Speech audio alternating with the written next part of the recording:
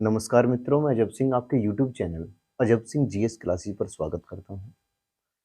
हमारा साइंस चल रहा है और साइंस में हमारी बायोलॉजी चल रही है। बायोलॉजी की काफ़ी क्लास हो चुकी हैं।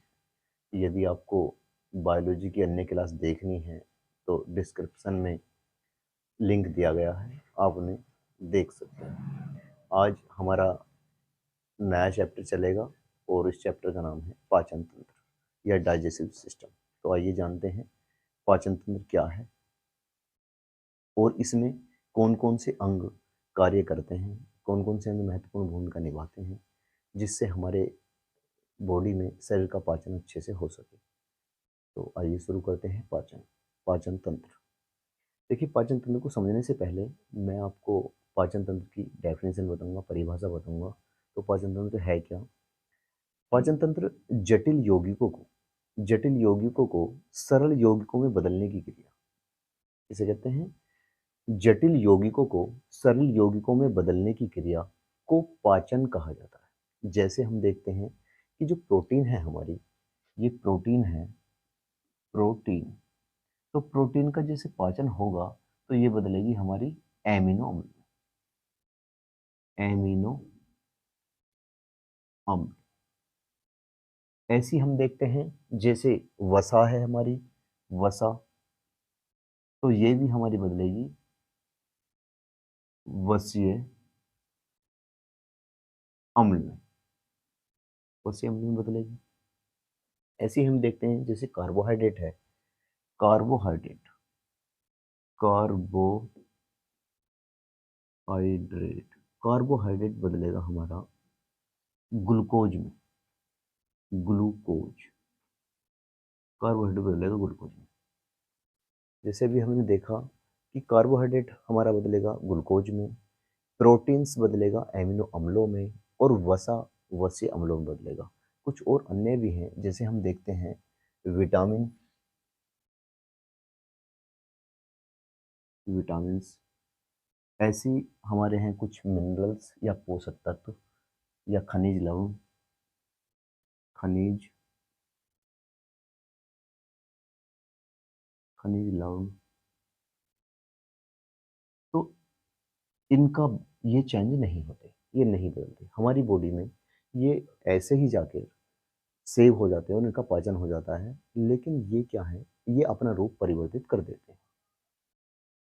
तो अभी हमने देखा कि जितने भी हमारे जटिल यौगिक हैं, जैसे हम देखते हैं कार्बोहाइड्रेट तो ग्लूकोज में बदल रहा है, ऐसी प्रोटीन है एमिनो अम्लों में बदल रहा है, ऐसी वसा है वसीय अम्लों में बदल रहा है। तो ये किस तरीके से बदलते हैं, आइए इसके बारे में जानते हैं। जैसे आप इस चित्र में देख रहे होंगे कि जैसे हम खाना खाते हैं तो खाने में सभी कार्बोहाइड्रेट, वसा, प्रोटीन, मिनरल्स सभी होते हैं।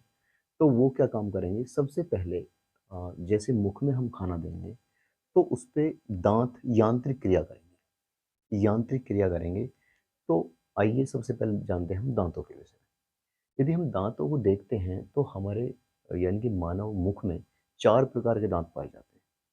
4 प्रकार के कौन-कौन से हैं, इसके बारे में जानते हैं। जैसे 4 प्रकार के दांत कौन-कौन से हैं? दांत 4 प्रकार के होते हैं हमारे। जैसे number 1 incisor, incisor. Number 2 canine, number 1 incisor, number 2 canine, number 3 premolar, premolar, और नंबर 4 है मोलर। तो हमने 4 प्रकार के दांतों के विषय में जाना।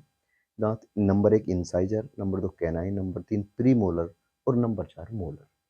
ये हमारे एक इसका फार्मूला है 21 और 23, 21-23। यदि मैं इसे 4 से गुना कर दूंगा तो ये हमें एग्जैक्ट दांतों की संख्या आ जाएगी। जैसे मैं करूँ 4 दूनी 8, 4 एकम 4, 4 दूनी 8 और 4 तिया 12।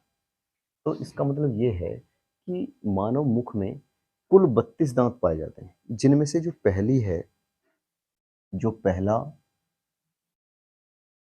3 प्रकार के दांत हैं, यानी कि इंसाइजर, कैनाइन और प्रीमोलर, इन्हें हम द्विबार दंती या दूध के दांत के नाम से जानते हैं।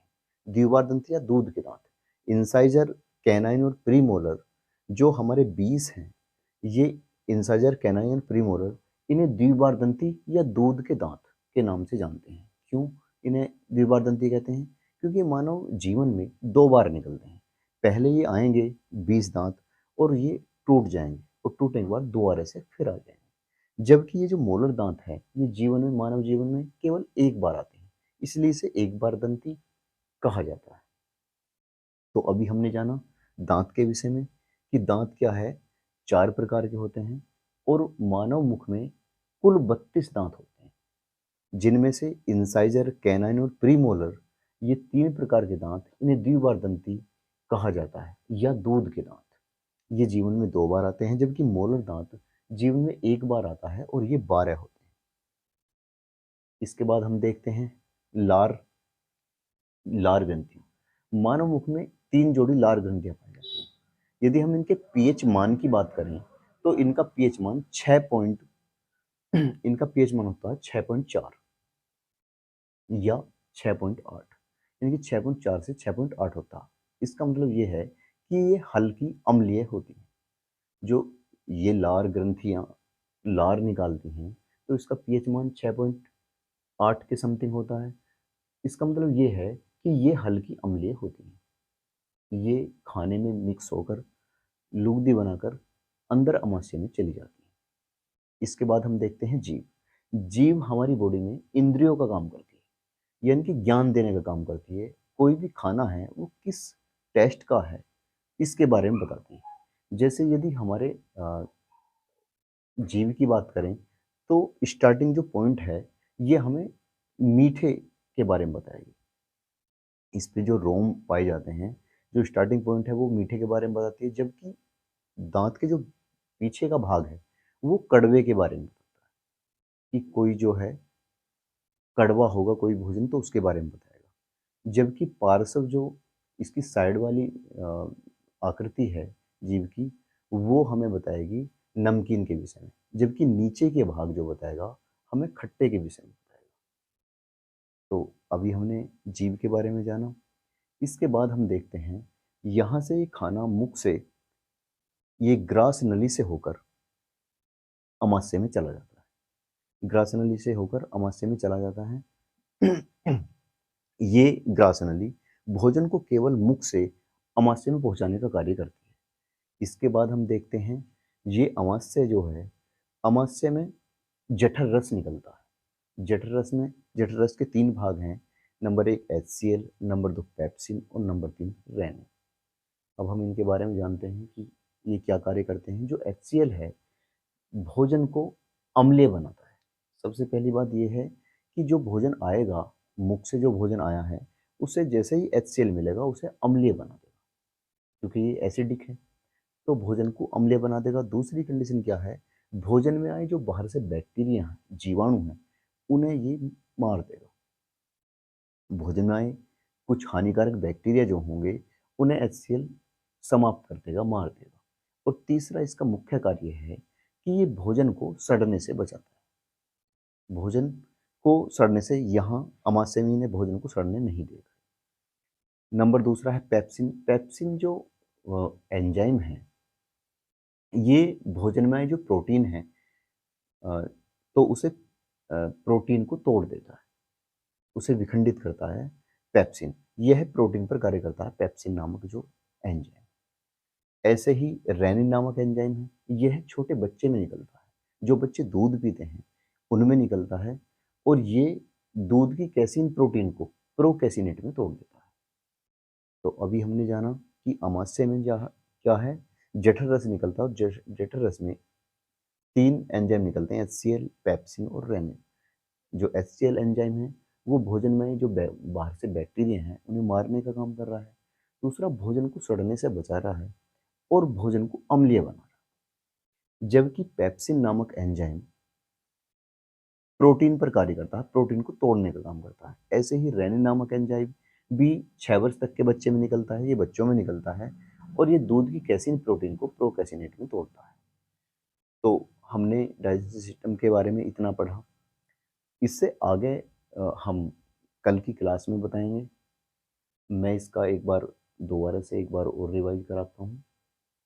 अभी हमने जाना कि सबसे पहले हमने जाना पाचन तंत्र। क्या है पाचन तंत्र? कि जटिल यौगिकों को सरल यौगिकों में बदलने की क्रिया, जटिल यौगिकों को सरल यौगिकों में बदलने की क्रिया को ही पाचन कहा जाता है। जैसे हम मैंने बताया था कि जो वसा है इसे वसीय अम्लों में बदला जाता है, ऐसी प्रोटीन को क्या है एमिनो अम्लों में बदला जाता है, ऐसे ही कार्बोहाइड्रेट को ग्लूकोज में। जबकि जो विटामिन और खनिज लवण हैं इनका बदला ये नहीं बदलते, ये हमारी बॉडी में ऐसे ही संचित हो जाते हैं। इसके बाद हम देखते हैं जो भोजन पर मुख्य यांत्रिक क्रिया करता है। यांत्रिक क्रिया में ये सबसे पहले दांत कार्य करेंगे। तो दांत मैंने बताया ये 4 प्रकार के दांत हैं, इंसाइजर, कैनाइन, प्रीमोलर और मोलर। इंसाइजर, कैनाइन और प्रीमोलर जो दांत हैं इन्हें दूध के दांत या द्विबार दंती कहा जाता है। इनकी संख्या 20 होती है, जबकि मोलर दांत कुल 12 दांत होते हैं और ये जीवन में केवल एक बार आते हैं, इसलिए इन्हें एक बार दंती कहा जाता है। जबकि मानव मुख में कुल 32 दांत होते हैं। इसके बाद हमने जाना लार ग्रंथियों। लार ग्रंथियां मुख से निकलती हैं और ये 3 जोड़ी होती हैं। ये भोजन में मिलकर हमारे अमाशय में पहुंच जाती हैं। इनका पीएच मान 6.8 होता है, अर्थात ये हल्की अम्लीय होती हैं। इसके बाद हमने पढ़ा जीभ के विषय में कि जीभ हमें इंद्रियों का काम करती है, टेस्ट के बारे में बताती है, ज्ञान देती है हमें कि कैसा टेस्ट है किसी खाने का, इसके बारे में बताती है। उसके बाद हमने देखा कि यहाँ से ग्रास नली से होता हुआ खाना हमारे अमाशय में पहुँच जाता है। अमाशय में जठर रस निकलता है और जठर रस में से 3 एंजाइम निकलते हैं, HCl, हाइड्रोक्लोरिक अम्ल, पेप्सिन और रेन। HCl जो अम्ल है ये भोजन को अम्लीय बनाता है, भोजन में आए जीवाणुओं को समाप्त करता है और भोजन को सड़ने से बचाता है। ऐसी पेप्सिन क्या है? तो ये प्रोटीन पर कार्य करता है, प्रोटीन को तोड़ने का काम करता है। जबकि रेनिन नामक एंजाइम बच्चों में निकलता है और ये बच्चों में जो दूध की कैसीन प्रोटीन है उसे प्रोकैसिनेट में तोड़ देता है। तो अभी हमने इतना जाना। कल हम पढ़ेंगे लीवर के विषय में, पैंक्रियाज के विषय में और छोटी आंत और बड़ी आंत के विषय में। तो इससे आगे पढ़ने के लिए देखते रहिए अजब सिंह जीएस क्लासेस। धन्यवाद। जय हिंद।